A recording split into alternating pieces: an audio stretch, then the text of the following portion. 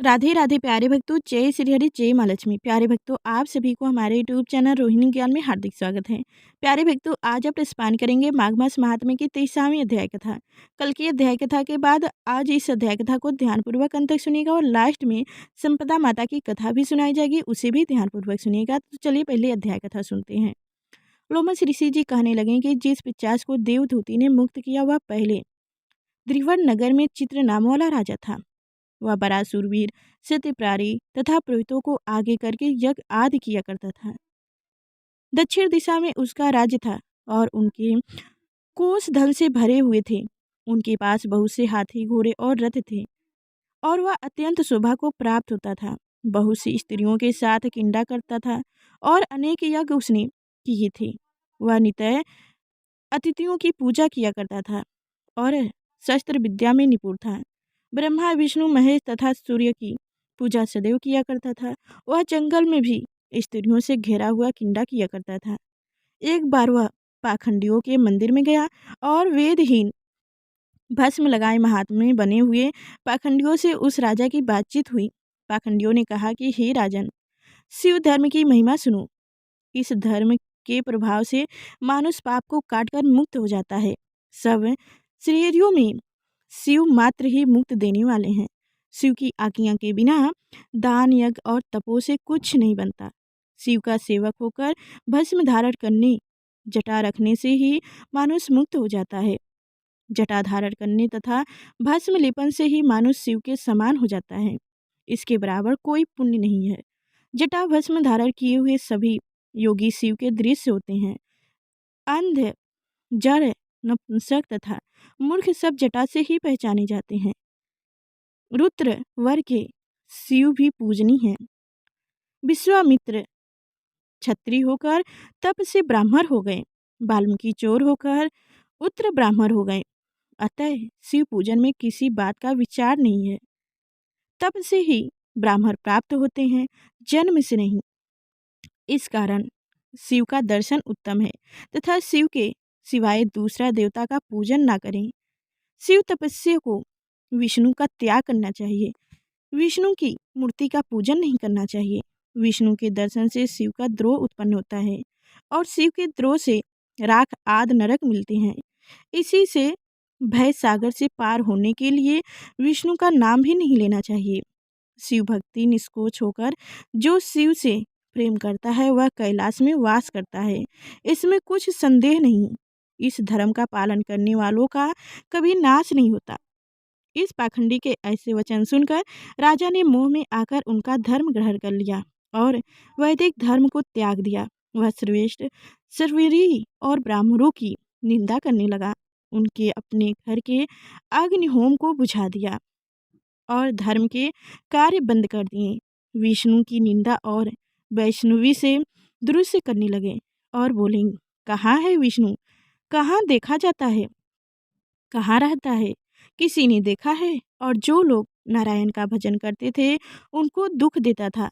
पाखंडियों का मत ग्रहण कर राजा वेद, वैदिक धर्म, व्रत, दान और दानियों को नहीं मानता था। अन्याय से दंड देता। वह कामी राजा सदा स्त्रियों के समूह से घिरा रहता और क्रोध से भरा रहता। गुरु तथा पुरोहितों के वचनों को नहीं मानता था। पाखंडियों पर विश्वास करता हुआ उनको गांव, हाथी, घोड़ा और सर्व आदि देता था। उनके सब कार्य करता, भस्म धारण करता और मस्तक पर जटा रखता। और जो कोई विष्णु का नाम लेता उनको मृत्यु का दंड दिया जाएगा। यह टिंडोरा उसने पिटवा दिया था। उनके भय से ब्राह्मणों तथा वैष्णवी ने उस देश को छोड़ दिए और दूसरे देश को चले गए थे।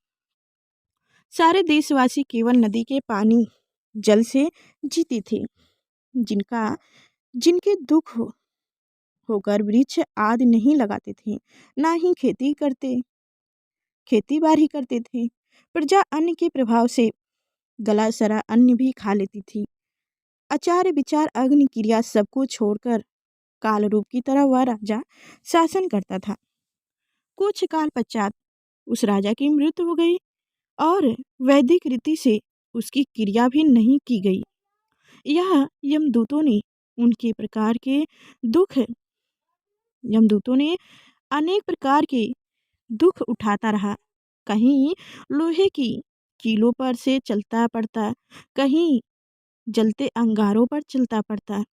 जहाँ सूर्य अति तीव्र तथा और ना होने छाँव का वृक्ष था, वहीं लोहे के डंडे से पीटा गया। कहीं बड़े बड़े दांतों वाले भेड़ियों और कुत्तों से कटवाया गया। इस प्रकार दूसरे पापियों का हाहाकार सुनता हुआ वह राजा यमलोक में पहुंच गया। जय श्री हरि। प्यारे भक्तों, आज की अध्याय यहीं पे समाप्त हुई। कल की अध्याय कथा सुनने के लिए लाइक और चैनल को सब्सक्राइब कर लीजिए। तो चलिए अब सुनते हैं संपदा माता की कथा।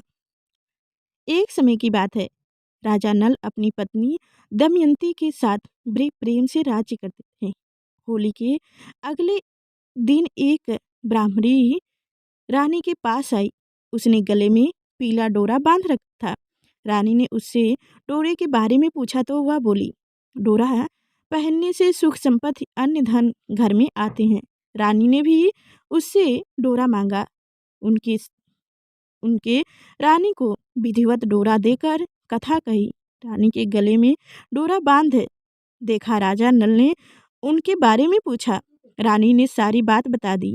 राजा बोले, तुम्हें किस चीज की कमी है? इस डोरे को फेंक दो, त्याग दो। रानी ने देवता का आशीर्वाद कर उसे तोड़ने से इनकार कर दिया, पर राजा ने डोरा तोड़कर फेंक दिया। रानी बोली, राजन, यह आपने ठीक नहीं किया। उसी रात राजा के स्वप्न में 2 स्त्रियां आई। एक स्त्री बोली, राजा, मैं यहाँ से जा रही हूँ। दूसरी स्त्री बोली, राजा, मैं तेरे घर आ रही हूँ। स्वप्न का यह कर्म 10-12 दिन तक चलता रहा। इससे राजा उदास रहने लगा। रानी ने उदासी का कारण पूछा तो राजा ने स्वप्न की बात बता दी। रानी ने राजा से उन दोनों स्त्रियों का नाम पूछने को कहा।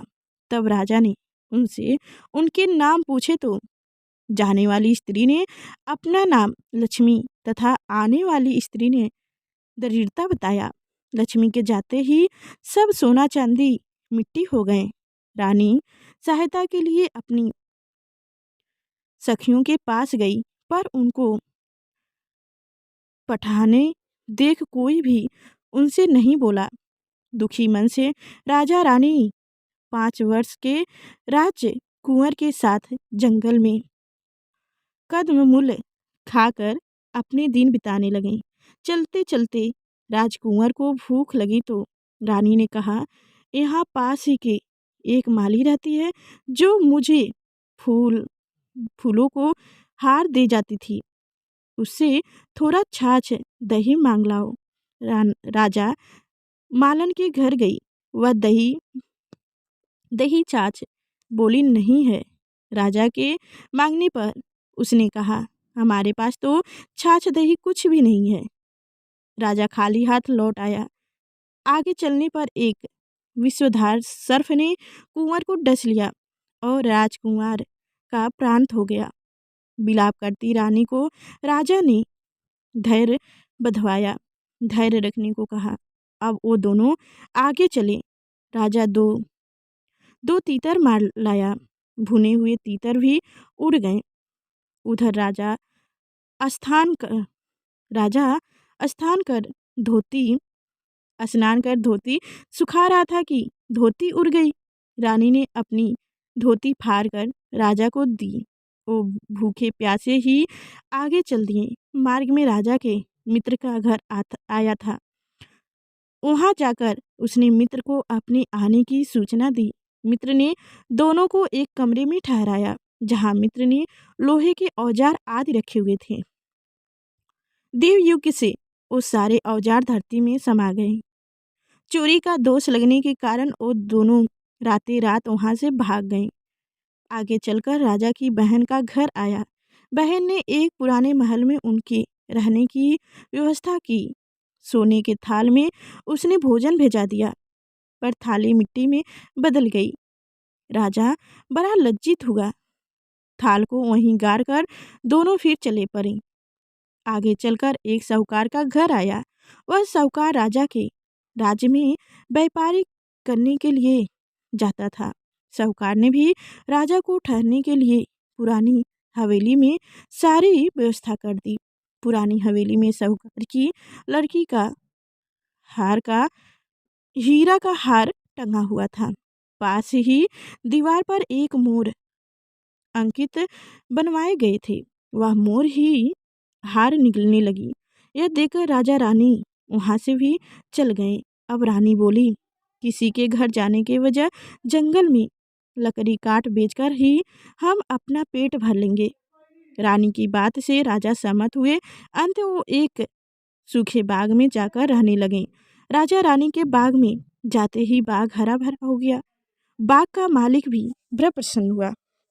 उसने देखा वहाँ एक स्त्री पुरुष सो रहे थे। उन्हें जगाकर बाग के मालिक ने पूछा, तुम कौन हो? राजा बोला, मुसाफिर हैं, मजदूरी की खोज में इधर उधर आ रहे हैं। यदि तुम रखो तो यहीं हम मेहनत मजदूरी करके पेट पाल लेंगे। दोनों वहीं नौकरी करने लगे। एक दिन बाग की मालिन संपदा देवी की कथा सुन डोरा ले रही थी। रानी के पूछने पर उसने बताया कि यह संपदा देवी का डोरा है। रानी ने भी कथा सुनी, डोरा लिया। राजा ने फिर पत्नी से पूछा कि यह डोरा कैसा बांधा है? तो रानी बोली, यह वही डोरा है जिसे आपने एक बार तोड़कर फेंक दिया था। उसी के कारण संपदा देवी हम पर नाराज हुई हैं। रानी फिर बोली, यदि संपदा माता में सच्ची है तो फिर हमारे पहले के जैसे दिन लौटा देंगी। उसी रात राजा को पहले की तरह स्वप्न आया। एक स्त्री कह रही थी कि मैं जा रही हूँ, दूसरी कह रही है कि राजा मैं वापस आ रही हूँ। राजा ने दोनों के नाम पूछे तो आने वाली ने अपना नाम लक्ष्मी और जाने वाली ने दरिद्रता बताया। राजा ने लक्ष्मी से पूछा, अब जाओगी तो नहीं?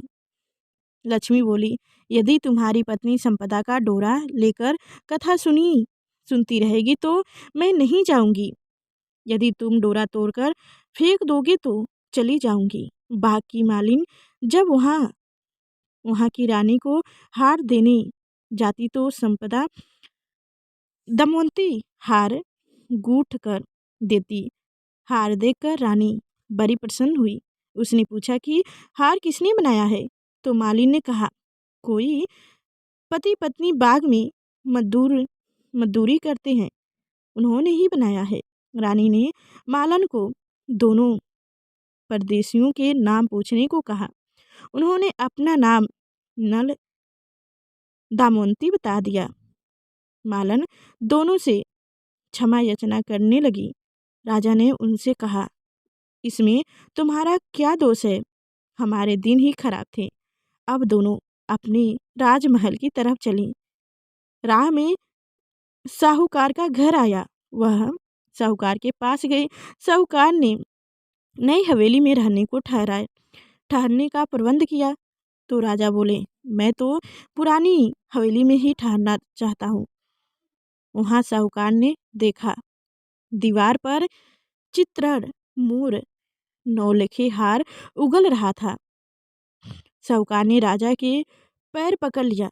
राजा ने कहा, दोस्त तुम्हारा नहीं, मेरे दिन ही बुरे थे। राजा आगे चलकर बहन के घर पहुंचा। बहन ने नए महल में ही रहने की जिद की। पैरों के नीचे की धरती खोदी तो हीरे से जड़ित थाल वहां से निकल आया। राजा ने बहन को वह थाल भेंट स्वरूप दिया। राजा आगे चल मित्र के घर पहुंचा तो उसने नए मकान में ठहरने की व्यवस्था की, पर राजा पुराने कमरे में ही ठहरे। वहीं मित्र के लोहे के औजार मिल गए। आगे चलते तो नदी किनारे जहाँ राजा की धोती उड़ गई थी, वह एक वृक्ष से लटकी हुई थी। वहाँ नए नहा धोकर धोती पहने राजा आगे चले तो देखा कि कुंवर खेल रहे हैं। माँ बाप को देखकर उसने उनके पैर छुए।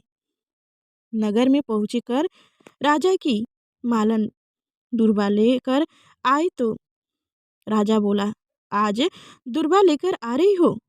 उस दिन छाछ के लिए मना कर दिया था। रानी ने राजा से कहा, वह तो तुम्हारे बुरे दिन का प्रभाव था। महलों में नए महल में आ गए। रानी की सखियां धन्य धानी से भरे थाल लिए गीत गाती आईं। नौकर चौकर सब पहले के समान ही आ गए थे। संपदा जी डोरा बांधने के कारण ही यह सब फल प्राप्त हुआ। इसलिए सभी को श्रद्धापूर्वक माँ संपदा जी की पूजा करनी चाहिए और स्त्रियों को कथा पूजन का डोरा धारण करना चाहिए। बोलो संपदा माता की जय हो। प्यारे भक्तों, कोई भी व्रत करें, व्रत में कथा अवश्य सुने। बिना कथा की व्रत अधूरी मानी जाती है। प्यारे भक्तों, इस कथा से हमें यह सीख मिलती है कि किसी का कोई भी हो, कोई भी पूजा में वस्त्र मिला, जैसे प्रसाद उसे ग्रहण कर लेना चाहिए। जो जैसे इस्तेमाल करना चाहिए उसको वैसे ही करना चाहिए। विश्वास और श्रद्धा रखना चाहिए मन में। जय श्री हरि। प्यारे भक्तों, अगर हमारी कथा जरा से भी अच्छी लगी हो तो लाइक कर चैनल को सब्सक्राइब कर लीजिए और कमेंट में जय हो संपदा माता जरूर लिखिएगा। तो चलते हैं फिर अगले कल नेक्स्ट वीडियो में मिलेंगे। तब तक के लिए धन्यवाद।